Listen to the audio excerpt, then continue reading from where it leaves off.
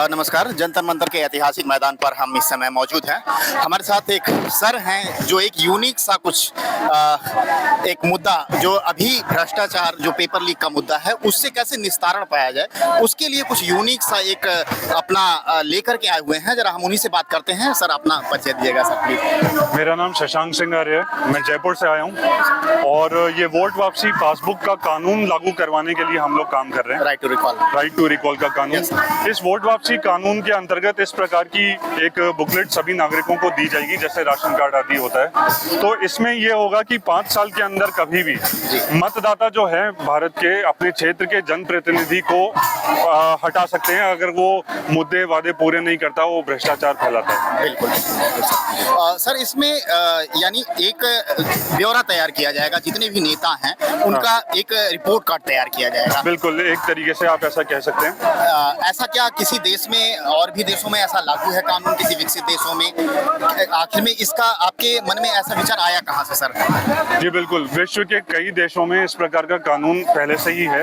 वो आज सारी के सारी डेवलप्ड कंट्रीज हैं और वहाँ पे गरीब से गरीब मतदाता को यह अधिकार मिला हुआ है कि वो अपने द्वारा चुने गए जनप्रतिनिधि को 5 साल के अंदर कभी भी नौकरी से हटा सकता है। अभी क्या होता है हम ऐसा देखते हैं कि जैसे जो जनप्रतिनिधि है उससे लोग अगर सेटिस्फाइड नहीं है तो वो क्या तय करते हैं कि अगले 5 साल बाद हम इसको देख लेंगे और हम इसको वोट नहीं देंगे। लेकिन वो समाधान नहीं है।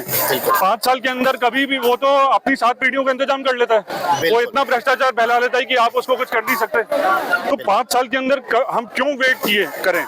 जहां पता लग गया 6 महीने 10 महीने 1 साल जब पता लग गया कि इसने भ्रष्टाचार फैलाया इसके राज्य में भ्रष्टाचार फैलाया गया तो उसको कभी भी वोट वापसी का कानून लागू करके हटाया जा सकता है। बिल्कुल सर का मुद्दा है राइट टू रिकॉल जो कई सारे विकसित देशों में भी है।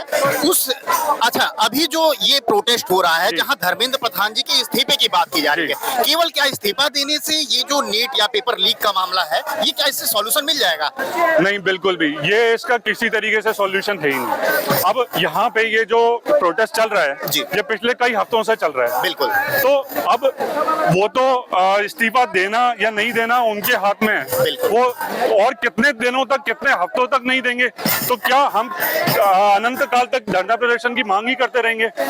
अगर वो धरना प्रदर्शन दे भी देते हैं, आज दे देते हैं कल दे देते हैं, तो दूसरा कोई ना कोई शिक्षा मंत्री तो बनेगा। तो वो जब शिक्षा मंत्री बनेगा तो वो इनसे कम भ्रष्टाचार फैलाएगा।